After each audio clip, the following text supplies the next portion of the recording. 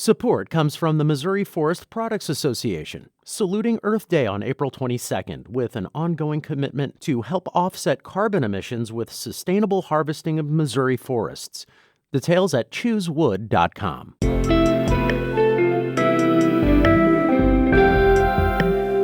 From the St. Louis Public Radio Newsroom, this is The Gateway. It's Monday, October 19th. I'm Rachel Lippman.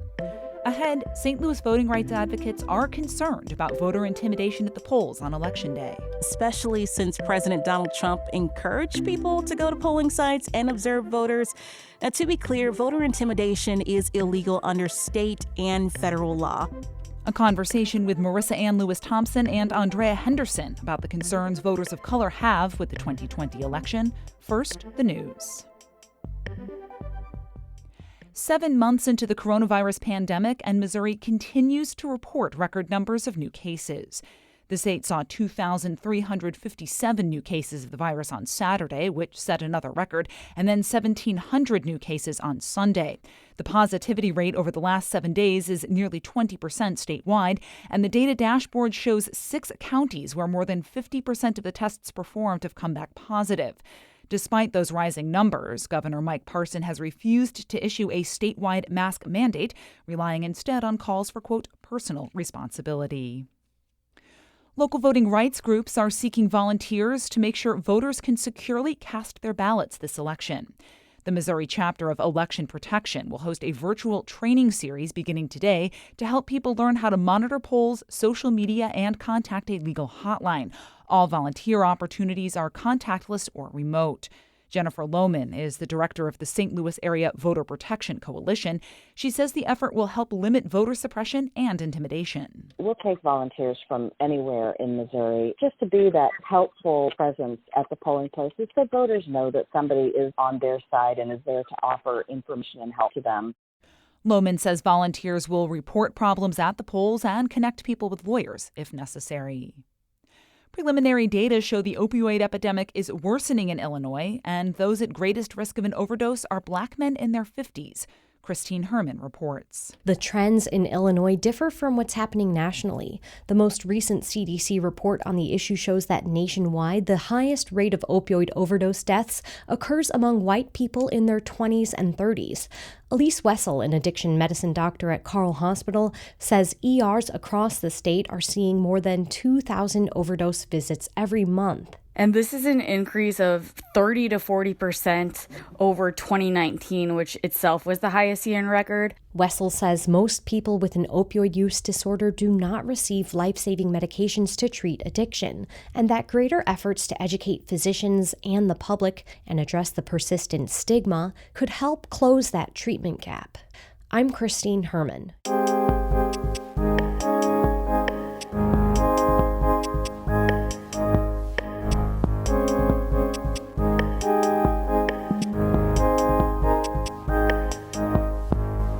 Communities of color have historically faced more hurdles to voting. So St. Louis Public Radio's Andrea Henderson and Marissanne Lewis-Thompson spoke to voter advocates about those challenges in this year's election. Our Wayne Pratt talked to Marissanne and Andrea to learn about what concerns voters of color have and the possible solutions. Marissanne, many of the people you spoke with say voter intimidation has been used to prevent people of color from voting. Is that still true today? And what does it look like? Yeah, it's still a concern that voter advocates have, especially since President Donald Trump encouraged people to go to polling sites and observe voters. Now, to be clear, voter intimidation is illegal under state and federal law.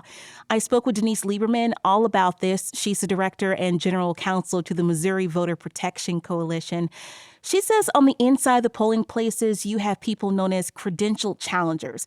Political parties are allowed to have them. They're registered voters in that specific jurisdiction, and their names have been submitted ahead of time to the election authority. Now, these challengers cannot talk to voters, but they can stand next to the check-in table. They can challenge the voters' eligibility for one of 3 reasons, including their identity, residency, or voter status. Now, just because this challenge happens, it does not mean you cannot vote. Lieberman says it is imperative that you do not leave the polling station, but instead contact Missouri attorneys at 866-OUR-VOTE while you're in line. And Andrea can speak more to what happens outside of the polls. It's a little different outside of the polls. So you may have people that try to antagonize or make voters feel uncomfortable, but just know they cannot be within 25 feet of the entrance of the polling place. That buffer zone basically prevents people from blocking or impeding the entrance. If you are caught engaging in voter intimidation, poll monitors will report that information and you will be removed. We hear a lot about mail-in and absentee ballots. What do people need to know about these ballots ahead of time? Advocates say a lot of people have been calling them about this, actually.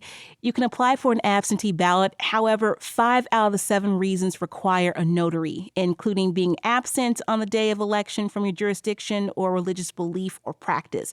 However, an illness or disability that prevents you from leaving your house, or if you're at risk of contracting the coronavirus or you had it, then you do not need a notary. You can mail this ballot back in or return it in person, and you can vote absentee in person at your local election office as well. What about mail-in ballots, Andrea? Do you need a notary? First, mail-in ballots do not require an excuse, but it does require a notary, and you have to return it back through the mail. This particular issue is still in the courts and could change.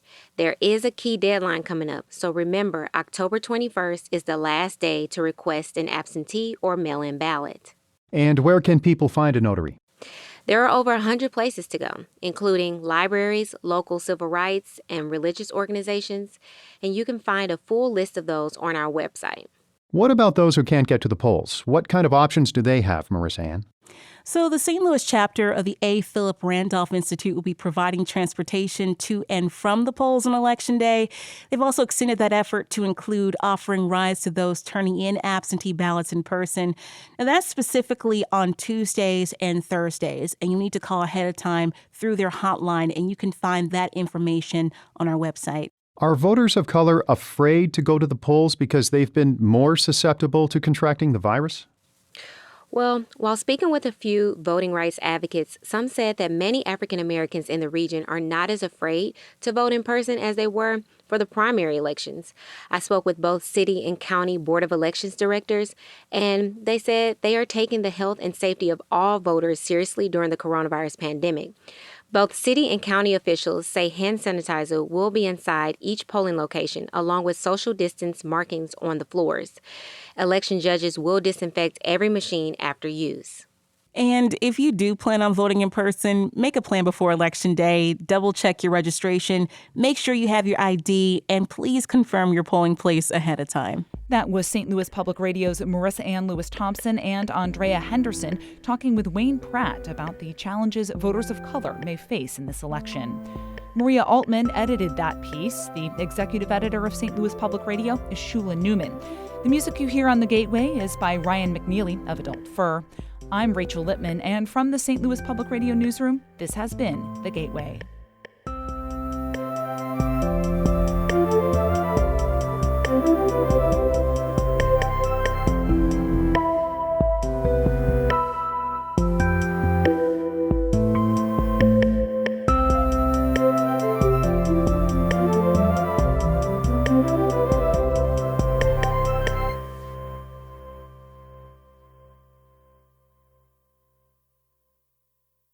Support comes from the Missouri Forest Products Association, saluting Earth Day on April 22nd with an ongoing commitment to help offset carbon emissions with sustainable harvesting of Missouri forests.